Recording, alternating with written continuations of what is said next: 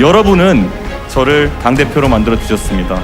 우리가 지금부터 만들어 나가는 역사 속에 여러분의 지분이 있습니다.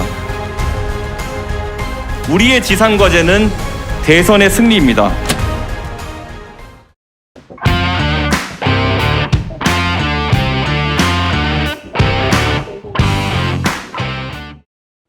오늘은 국민의힘이 이준석 대표를 선택한 보수 세력과 대한민국의 국민들은 이 나라의 미래를 위해서 어떤 핵심을 요구하는지에 대해서 논의를 해보고자 합니다.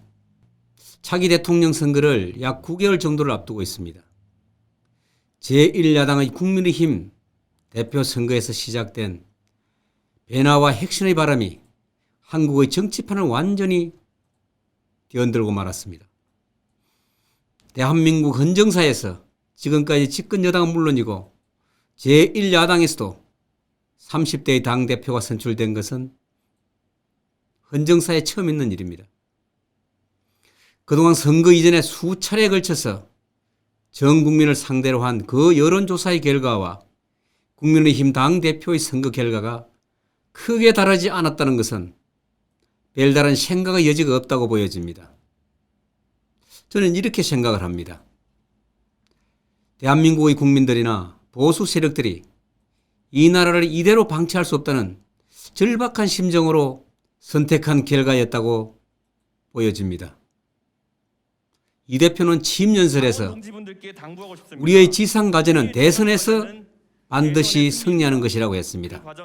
그 과정에서는 공정과 공정이 담보가 되어야만 하고 그리고 다양성과 함께 실력주의를 강력하게 어필을 했습니다.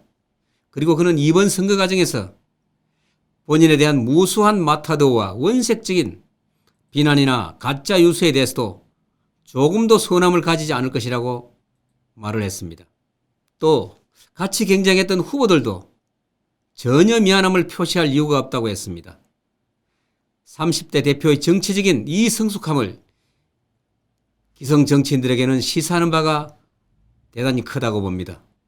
이러한 변화는 기성세대에 막혀서 질식해온 젊은이들의 아우성이 이번 선거를 통해서 분출한 것으로도 볼 수가 있습니다. 문재인 정부를 향한 소위 MZ세대라 불리는 20대, 30대까지의 청년들이 이 정권에 대한 분노와 정권 교체를 바라는 보수 진영의 열망이 이준석 현상을 이끌어내는데 복합적으로 작용한 결과였다고 보고 있습니다. 지금까지는 보수 야당인 국민의힘은 안정과 서의를 중시해왔다는 사실도 부인을 할 수가 없는 현실입니다. 이준석이란 청년 정치인 단 한 사람을 통해서 그동안 한국 정치를 지배해온 기득권 세력에 대한 엄중한 경고를 내렸다고 봅니다. 이제는 정치권의 세대교체뿐만 아니라 정치 자체를 교체하지 않으면 살아남을 수가 없다는 시대적 상을 만들어버렸습니다. 투표 결과를 보더라도 일반 국민 대상 여론조사에서는 다른 후보들이 얻은 것을 다 합친 것보다 많은 58%를 득표를 했습니다. 국민의힘 당원 선거인단만을 보면 당원이 약 32만여 명 중에서 영남권이 53.3%입니다.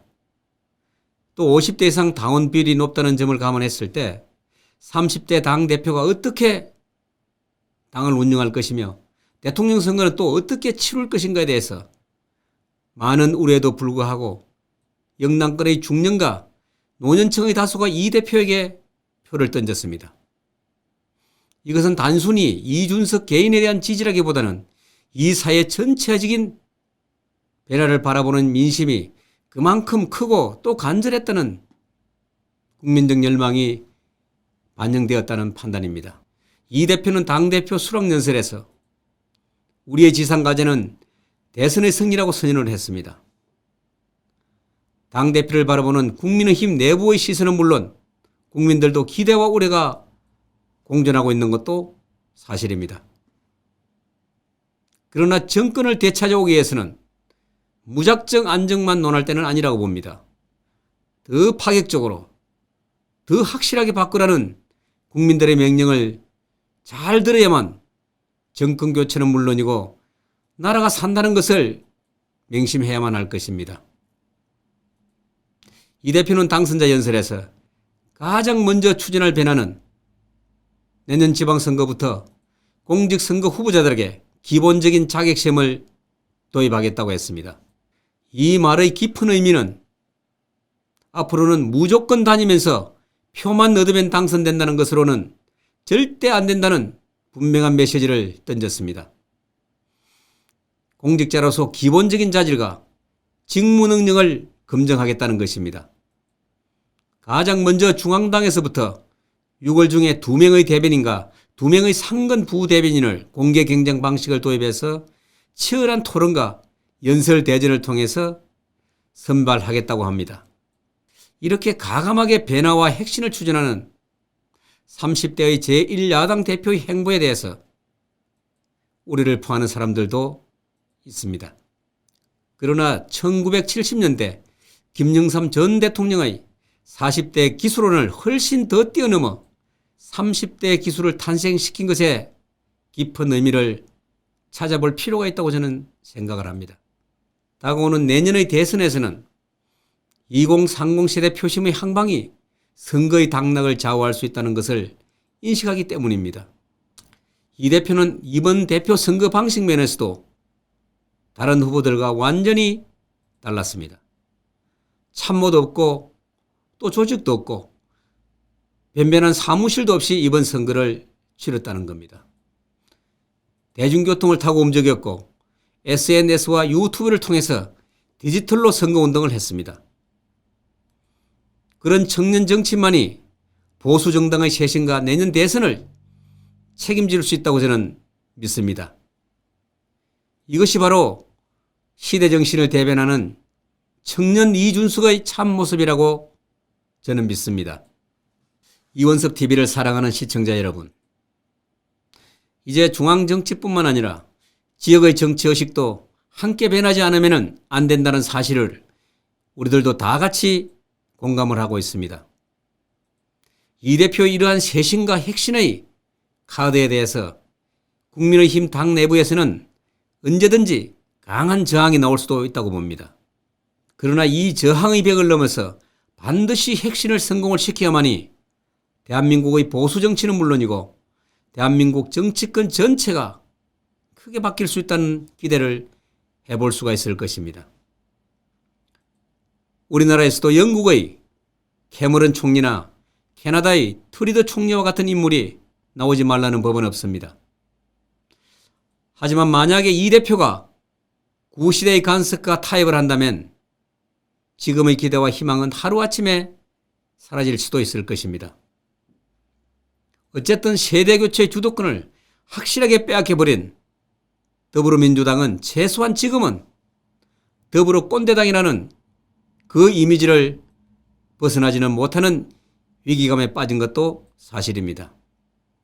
송영길 민주당 대표도 축가를 전했지만 또 문재인 대통령도 이준석 신임 대표에게 전화를 걸어서 우리 정치사에 길이 남을 일이라고 당선 축가 인사를 전했습니다. 겉으로는 축가를 하고는 있지만은 그들이 우려했던 최악의 시나리오가 현실로 나타난 것입니다. 이제는 여당 역시 새 정치를 염원하는 국민들의 요구를 지금과 같이 예면만 하고 독선적인 국정 운영의 기본적인 틀을 바꾸지 않는다면 엄중한 국민의 심판을 각오해야만 할 것입니다.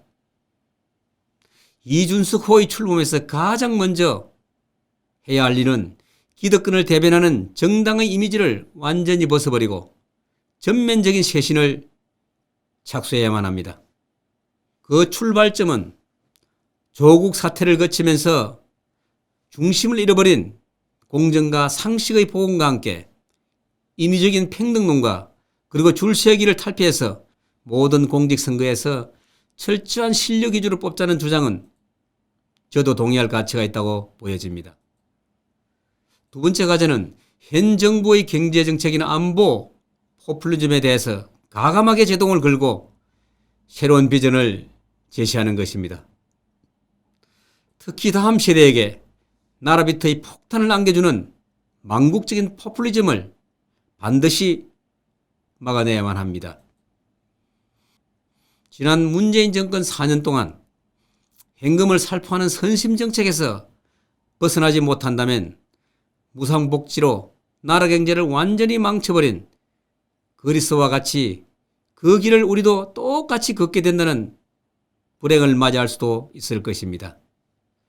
또 이념의 틀에 갇혀서 엄청난 경제적 손실을 초래한 탈원전 정책을 멈추도록 강력하게 압력을 가해야만 할 것입니다.